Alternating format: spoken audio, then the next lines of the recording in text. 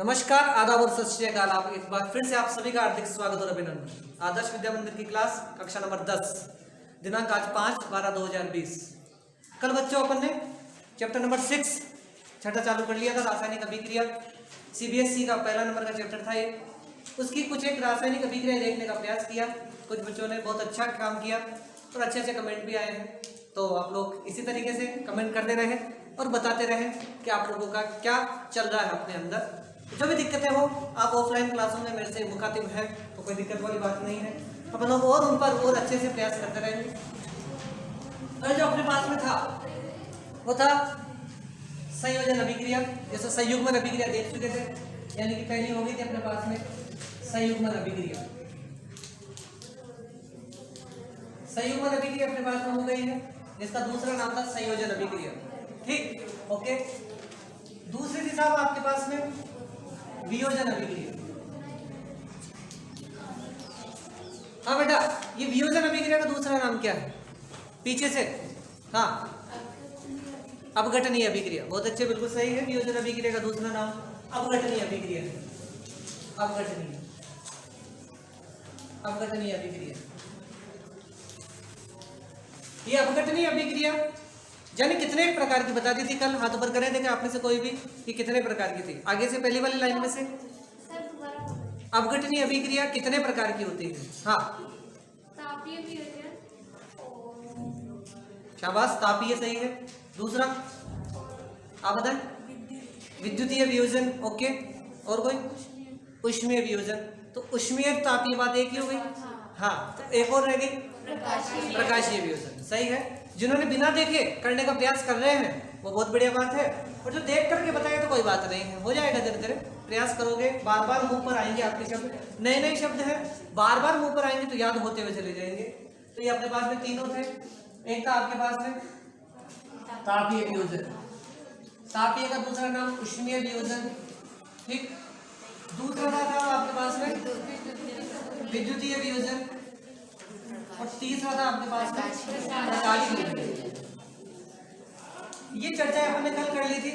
इसकी रासायनिक अभिक्रिया भी अपन ने बता दी थी, संयोजन से रिलेटेड थी। संयोजन के अंदर संयोजन की डेफिनेशन कि संयोजन अभिक्रिया या संयुग्मन अभिक्रिया से क्या तात्पर्य है, तो पीछे से सेकंड लास्ट लाइन में से कोई भी बच्चा बताने का प्रयास करें। सेकंड लास्ट लाइन, हाँ, इनमें। हाँ बेटा, हाँ बेटा, मास्क हटा करके भी बोल सकते हैं। हाँ,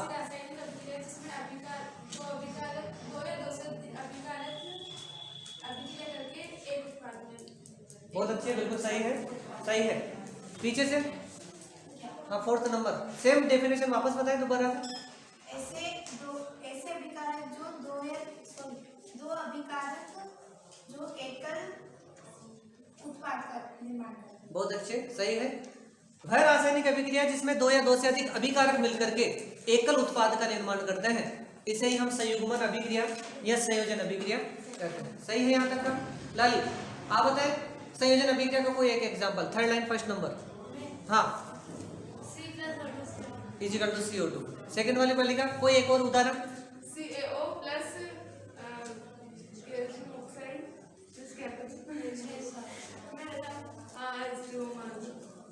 अच्छा, मान लिया CaO plus H2O is equal to whole twice. आगे 2 mg। बिल्कुल सही है। तीनों ही सही है, बिल्कुल सही है। तो संयोजन अपन ने खत्म कर दिया था रासायनिक अभिक्रियाओं के अंदर। इसी के अंदर ही अपन ने इसको बैलेंस करना, संतुलित करना भी सीख रहे थे। थोड़ा थोड़ा आ गया है, थोड़ा थोड़ा और सीखते रहेंगे तो हो जाएगा। थोड़ा है और बस थोड़ी की जरूरत है। दूसरा देख रहे थे अपन वियोजन। वियोजन के अंदर अपन ने तापीय या ऊष्मीय अपघटन देख लिया था। इसका एक क्वेश्चन आप लोगों को घर से करने के लिए दिया भी था, और बहुत सारे बच्चे कर लाए हैं, बहुत बहुत धन्यवाद। जिन बच्चों को नहीं हो पाया है वो उनको बता दिया गया। एक बार फिर से देख लेते हैं। PbO PbNO3 का होल ट्वाइस। ऑनलाइन बच्चे जो नहीं देख पा रहे थे उनको एक बार फिर से बताया जा रहा है। PbNO3 का whole twice, PbO plus NO2 और प्लस O2। ये ऊष्मीय वियोजन का एक एग्जांपल था। ये SW के लिए दिया गया था। उन बच्चों के लिए बताया जा रहा है। ऑफलाइन वाले बच्चे सभी क्लियर कर चुके हैं। यहाँ पर बच्चे लेट एक ही है, लेट एक ही है, तो बैलेंस है, कोई दिक्कत नहीं है।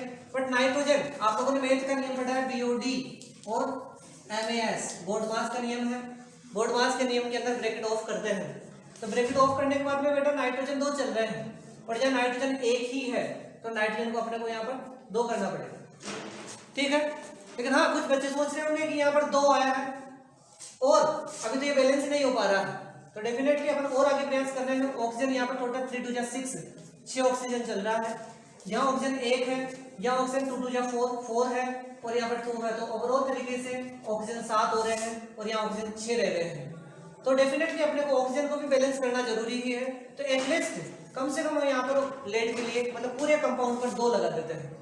मैंने बताया था कल कि बीच में कोई परिवर्तन नहीं करते हैं, पीछे कोई परिवर्तन नहीं करते हैं, किसी भी कंपाउंड के अंदर जो भी परिवर्तन करना होता है वह हमेशा आगे करना होता है। तो अपन ने 2 यहाँ लगा दिया है। 2 लगाने के बाद में लेड में यहाँ हो गए हैं 2, यहाँ लेड 1 ही चल रहा था, इसको अब कर दिया अपन ने 2। उसके बाद में नाइट्रोजन को देखते हैं, तो यहाँ पर नाइट्रोजन इस ब्रैकेट को खोलते हैं तो यहाँ पर 2 नाइट्रोजन चल रहे हैं, आगे वाला ब्रैकेट खोलते हैं तो 2 फिर आगे चल रहे हैं, तो 2 2 4, तो नाइट्रोजन हमारे पास में है 4 और यहाँ नाइट्रोजन अपने शुरुआत वाले प्रोसेस के अंदर 2 कर दिया है। तो आगे तो परिवर्तन कर सकते हैं, बीच में भले नहीं कर सकते हैं। तो NO2 पूरा यहाँ पर 2 था तो यहाँ पर कर दिया अपन ने 4। अब नाइट्रोजन हो गए 4, यानी कि लेड हो गया आपके पास में 2 पोजीशन और राइट हैंड साइड पर भी Pb बराबर 2 चल रहा है। नाइट्रोजन लेफ्ट हैंड साइड पर 4 और राइट हैंड साइड पर भी नाइट्रोजन 4 है आपके पास में। अब ऑक्सीजन की चर्चा करते हैं बेटा, तो ऑक्सीजन 3 2 6 तो ये हो रहे हैं और 2 आगे चल रहे हैं, ये वाला ब्रैकेट खोलते हैं तो 3 2 6 और 6 2 12, तो टोटल ऑक्सीजन हो गया आपके पास में 12 ऑक्सीजन है। यहाँ पर ऑक्सीजन की चर्चा करते हैं, इस वाले कंपाउंड के अंदर ऑक्सीजन 2, आगे वाले कंपाउंड के अंदर 4 और लास्ट वाले कंपाउंड के अंदर आपके पास में वो वेरी गुड, बहुत अच्छे। यहाँ पर 4 2 1, बहुत अच्छा पता लगाया। 8 2 10 और 2 12, यहाँ पर 12 और यहाँ पर भी 12। इस वजह से हम कह सकते हैं LHS बराबर RHS। यहाँ देख सकते हैं, यानी कि इसके अंदर यहाँ पर 2 है, यानी कि लेड नाइट्रेट के 2 मॉलिक्यूल लिए गए हैं। यहाँ पर 2 लेड ऑक्साइड के मॉलिक्यूल, 4 नाइट्रोजन डाइऑक्साइड के मॉलिक्यूल और 1 ऑक्सीजन का मॉलिक्यूल प्राप्त हो जाता है।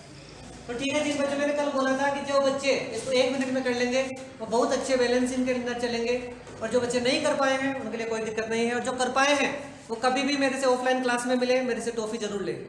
ठीक बच्चों, ओके। ये आपके पास में लेड नाइट्रेट कंप्लीट है बच्चों, यानी कि तापीय अपघटन कंप्लीट कर दिया गया है। अब अपन आगे बढ़ते हैं बच्चों विद्युतीय अपघटन के अंदर और प्रकाशीय अपघटन के अंदर। ठीक है, रफ कर दे यहाँ से। ओके, जो बच्चे ऑफलाइन क्लास में नहीं होकर के ऑनलाइन क्लासों में है, इसका स्क्रीनशॉट ले लिया होगा आप लोगों ने, नहीं है तो बैक करके आप इसका स्क्रीनशॉट जरूर ले लें। उसके बाद में आगे बढ़ते हैं बच्चे विद्युतीय के अंदर। विद्युतीय के अंदर अब मैंने कल बताया था कि इसकी डेफिनेशन के अंदर एक शब्द चेंज करते रहेंगे, परिभाषाएं चेंज होती रहेगी। तो तापीय वियोजन के लिए क्या परिभाषा थी? तो तापीय के लिए, तो कोई भी बच्चे जिसको तापीय वियोजन की अभिक्रिया की परिभाषा क्लियर है तो हाथ पर करें। हाँ ठाक, आप बताएं। जब अभिकारक में ऊष्मा डाल जाती है या करी जाती है तो उसमें जो भाग हो जाते हैं, टूट जाते हैं, आपका कट बताया था मुझे याद नहीं, संपादित करते हैं।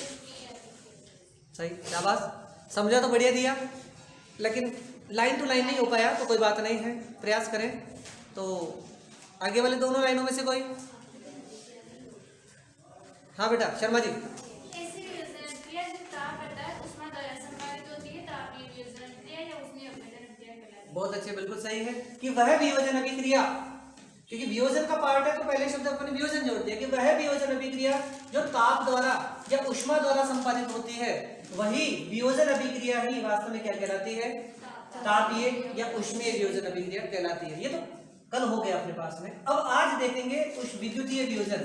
तो विद्युतीय वियोजन के लिए पहले आप लोगों का व्यूज ले लेते हैं कि इसके लिए क्या डेफिनेशन बनने वाली है, क्या परिभाषा बनने वाली है। तो हाँ डियर, पीछे से हाँ बताए बेटा। जो अपघटनीय अभिक्रिया विद्युत के द्वारा संपादित, बहुत अच्छे, बिल्कुल सही है कि वह वियोजन अभिक्रिया जो विद्युत के द्वारा संपादित हो जाती है। किसके द्वारा?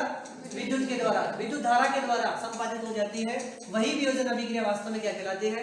विद्युतीय वियोजन अभिक्रिया कहलाती है। कोई टेंशन नहीं है। तो चलो इस विद्युतीय वियोजन की कम से कम एक, मैंने बताया कम से कम एक आप लोगों को परिभाषा तो एक और कम से कम एक एक एग्जाम्पल आप लोगों का क्लियर होना चाहिए। तो विद्युतीय वियोजन का बेस्ट ऑफ बेस्ट एग्जाम्पल ले लेते हैं अपन। सीबीएसई के अंदर लगभग 1.6 1.5 एक्टिविटी है इसकी। तो S2 होगा, डिसोशिएट कर रहे हैं अपन विद्युत धारा के द्वारा। आप लोगों को कुछ ऐसा भी लगाया जा सकता है, प्लस और माइनस का मतलब क्या हो गया, विद्युत धारा यानी कि कैथोड एनोड लगाए गए हैं यहाँ पे। इसका मतलब होता है सेल, बैटरी वगैरह कुछ लगा दी गई है। ये डायरेक्ट ये कुछ भी नहीं लगाओ तो आप ऑब्वियसली क्या लिखेंगे यहाँ पर, विद्युत धारा। तो H2O, पानी को जब कैथोड एनोड लगा करके तोड़ रहे हैं तो उस दौरान वहां से हाइड्रोजन और ऑक्सीजन प्राप्त हो जाते हैं। क्या क्या प्राप्त हो जाते हैं, हाइड्रोजन और ऑक्सीजन प्राप्त हो जाते हैं। ठीक है बच्चे, अब इसको बैलेंस करना पड़ेगा, तब जाकर के अपने क्लियर होगा कितने मॉलिक्यूल, कितने अणु हाइड्रोजन निकला और कितना अणु ऑक्सीजन निकला। और एक चीज और क्लियर होने वाली अपने पास में कि कौन कैथोड पर और कौन एनोड पर जाएगा।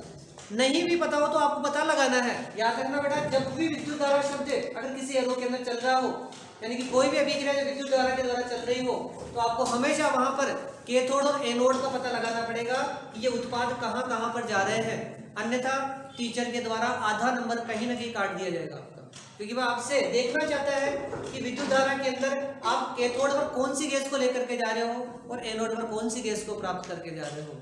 चाहे से वह 9th क्लास हो, 10th क्लास हो या 11th क्लास हो या फिर 12th क्लास हो, सब पर यही नियम है कि विद्युत धारा के द्वारा जो भी कंपाउंड तोड़ा जा रहा है उसके उत्पाद हमेशा कैथोड और एनोड पर ही आएंगे। तो चलो पहले इसको बैलेंस करेंगे। तो बैलेंस करने से रिलेटेड आप लोगों ने कर दिए होंगे, कुछ बच्चों के हाथ धड़ाधड़ चल रहे थे तो उन्होंने कर दिया इसको कंप्लीट। हाइड्रोजन बेटा 2 चल रहे हैं, हाइड्रोजन 2 है, बैलेंस। ऑक्सीजन बेटा 1 है लेकिन ऑक्सीजन यहाँ पर 2 है, तो यहाँ 2 है, यहाँ भैया 1 ही बेटा है, तो इसको 2 करने के लिए बीच में घुसा दे क्या 2, पीछे कर दे क्या 2, जो भी करना है वह आगे करना है। तो हिट एंड टाइम मेथड कहती है कि जो भी चेंज करना है आगे करना है। तो ऑक्सीजन कितने हो गए 2, तो ऑक्सीजन के 2 करते, ऑक्सीजन तो हो गया 2, लेकिन हाइड्रोजन भैया हो गए 4, तो हाइड्रोजन 2 2 4 4 हो गए हैं। तो इसको बैलेंस करने के लिए यहाँ पर 2 2 4, यानी कि यहाँ पर जो हाइड्रोजन के मॉलिक्यूल है तो बच्चे कितने प्राप्त होते हैं 2, और ऑक्सीजन का कितना मॉलिक्यूल प्राप्त हुआ 1, क्योंकि जिसके आगे कुछ नहीं होता है उसके आगे 1 होता है, यानी कि जिसका कोई नहीं होता है उसका खुदा परवरदिगार अपना ठाकुर जी होता है। ठीक, तो यहाँ पर 1 और यहाँ पर 2 है, यहाँ तक कोई दिक्कत नहीं है। चलो यहाँ पर मिल गया अपने को आधा नंबर। अब आधा नंबर क्या देखना चाहता है हमें, कैथोड और एनोड का।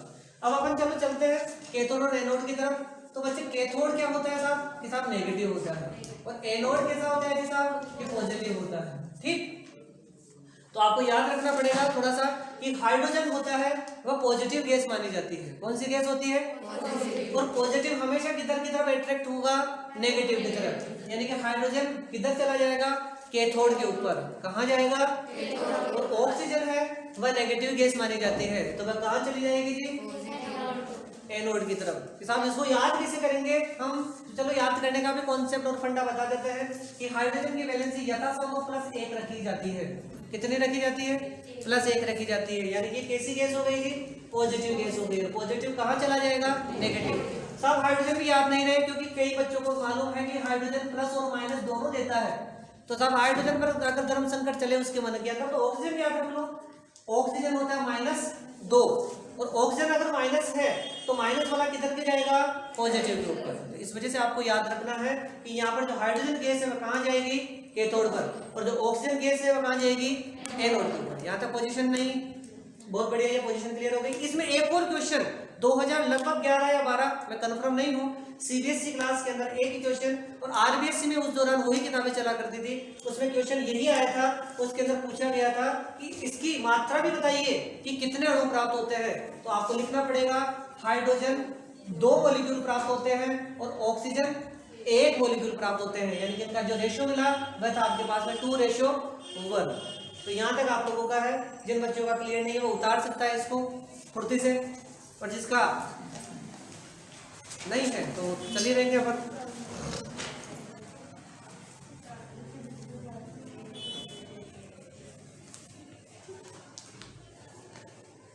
फुर्ती से लिख लेंगे अपन लोग। कर दिया होगा एक बार फिर से, 2H2O है आपके पास में, यहाँ 2 मॉलिक्यूल हाइड्रोजन के हैं, 1 मॉलिक्यूल ऑक्सीजन का बना है, यहाँ पर 2:1 प्राप्त हो गया है। हाइड्रोजन गैस कैथोड पर बनी है और ऑक्सीजन गैस एनोड पर बनी है। रफ कर देता हूँ बच्चों में यहाँ से, फिर भी कोई दिक्कत होगी अभी थोड़ी देर बाद में फिर कॉन्सेप्ट को क्लियर कर लेंगे। ठीक, ओके, अब अपन बच्चों आगे देखने वाले प्रकाशीय।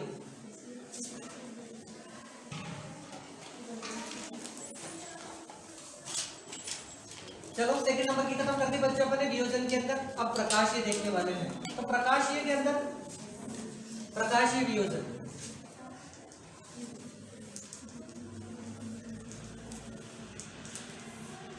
प्रकाशीय वियोजन की डेफिनेशन तो कौन बताने वाला है? प्रकाशीय वियोजन की डेफिनेशन, वेरी गुड, बहुत अच्छे बेटा। फर्स्ट नंबर बताएं। वह अभिक्रिया जो प्रकाश द्वारा संपादित होती है। थोड़ा और थोड़ा सा चेंज करें।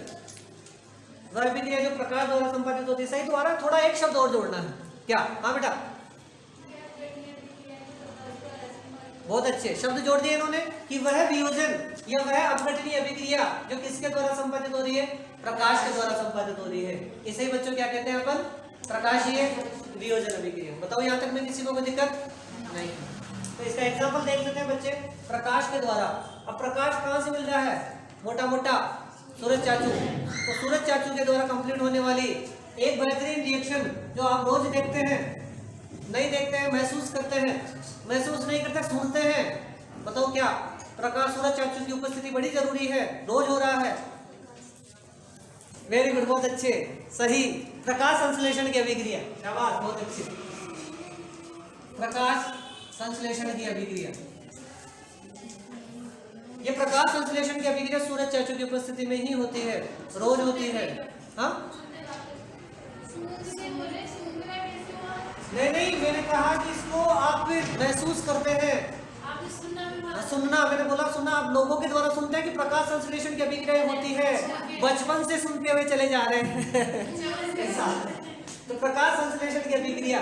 अब इस प्रकाश संश्लेषण की अभिक्रिया ये है साहब सीबीएसई क्लास चैप्टर नंबर 6, उसके अंदर सेकंड नंबर का पेज पर लेफ्ट हैंड साइड पर लगभग दूसरा नंबर का पैराग्राफ, वहां पर पहला ही पॉइंट ये दे रखा है कि प्रकाश संश्लेषण के दौरान कौन कौन से इवेंट्स अकर होते हैं। तो प्रकाश संश्लेषण के दौरान बच्चों 4 प्रकार के इवेंट्स अकर होते हैं और यहाँ पर 4 प्रकार की चीजों की आवश्यकता होती है। तो साहब यहाँ पर 1 नंबर का प्रश्न भी बनता है पहले कि प्रकाश संश्लेषण के दौरान कौन कौन से रॉ मटेरियल, कौन कौन से प्रथम अभिकारक चाहिए। तो साहब इसके अंदर चाहिए अपने को कार्बन डाइऑक्साइड चाहिए और चाहिए अपने को जल, ये दोनों चाहिए। जब ये दोनों होते हैं तो किसके ऊपर होंगे साहब? ये सूरज चाचू की उपस्थिति के अंदर। तो सूरज चाचू की उपस्थिति ये किसके ऊपर आने वाली है? क्लोरोप्लास्ट यानी कि हरित लवक के ऊपर, हरित लवक। और फिर उसके बाद में बनने वाला है आपके पास में। तो जब कार्बन डाइऑक्साइड और जल की अभिक्रिया सूरज चाचू की उपस्थिति में हरित लवक पर होती है, अब ये साला हरित लवक क्या होता है तो देखते हैं अपन।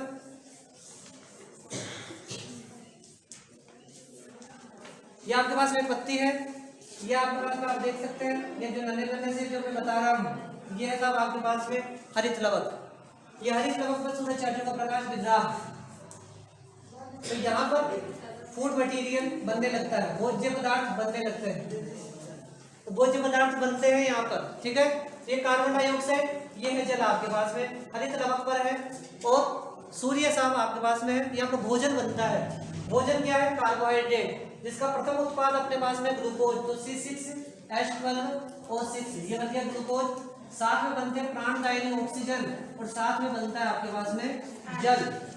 कोई दिक्कत नहीं है? नहीं, अगर दिक्कत भी हो तो बेटा इसको रटना ही पड़ेगा। आप ये मान लो कि हाँ अपने को रटना है, क्योंकि बहुत ज्यादा काम की है बचपन से लेकर के अब तक। अपने को याद रहनी ही चाहिए थी बच्चों अपने को कि कौन कौन से, कि कार्बन डाइऑक्साइड प्लस जल, सूरज चाचू की उपस्थिति, हरित लवक है, यहाँ पर बनता है ग्लूकोज, ये ग्लूकोज। और ग्लूकोज का फार्मूला बच्चों C6H12O6 जो कि भोजन है, उसके बाद में ऑक्सीजन है और साथ में जल भी बनता है। तो आपके लिए पहला SW दे रहा हूँ आज का कि आप लोगों को इसका संतुलन, संतुलित रासायनिक अभिक्रिया यानी कि इसको संतुलित करके लाना है, ठीक है। ओके, ये संतुलित 2 तरीके से हो सकती है, तो आप कम से कम एक बार तो एक तरीका तो करके लाए कम से कम इसका, ठीक है बच्चों। एक बार फिर से रिपीट करते हैं। प्रकाश संश्लेषण की अभिक्रिया में देखो प्रकाशीय वियोजन, अपन टॉपिक ये चल रहा था प्रकाशीय वियोजन। तो यहाँ देखें कि वह वियोजन अभिक्रिया, एवरीबॉडी, वह वियोजन अभिक्रिया जो प्रकाश की सहायता से संपादित हो जाती है, इसे ही हम क्या कहते हैं? प्रकाशीय वियोजन कहते हैं। जिसका बेस्ट ऑफ बेस्ट एग्जांपल क्या हो गया अपने पास में? प्रकाश संश्लेषण। बताओ यहाँ तक में किसी को दिक्कत अब एक और देख लेते हैं अपन एग्जांपल। चलो AgBr को तोड़ दो जी साहब। AgBr या AgCl, ये सिल्वर क्लोराइड, क्या है बच्चे?